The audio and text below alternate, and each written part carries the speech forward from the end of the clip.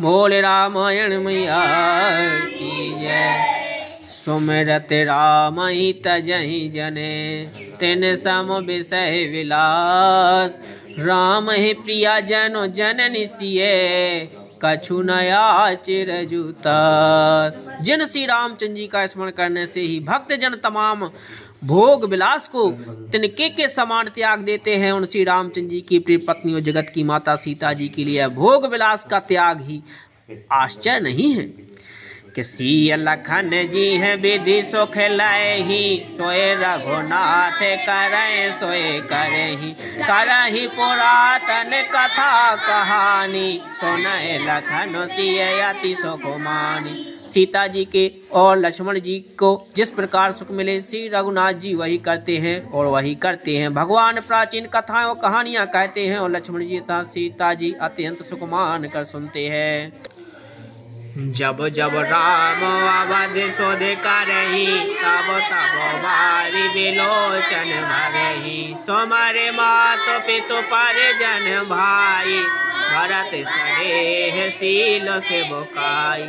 जब जब श्री राम जी अयोध्या की याद करते हैं तब तब उनके नेत्रों में जल भर आता है। माता पिता कुटुंबियों और भाइयों तथा भरत के प्रेमशील और सेवा भाव को याद करके। कृपा सिंधु प्रभु होहि तुखारी, धीरजो धरहि को समय विचारी।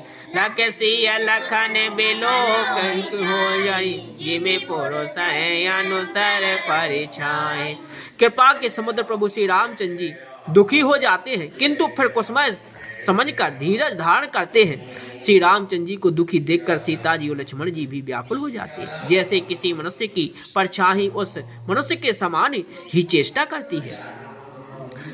प्रिय बंधु गति लखी रघु नंदन, धीर कृपाल भगत और चंदन। लगे कहन कछु कथा पुनीता, सोने सुख लहाए लखन अरु सीता।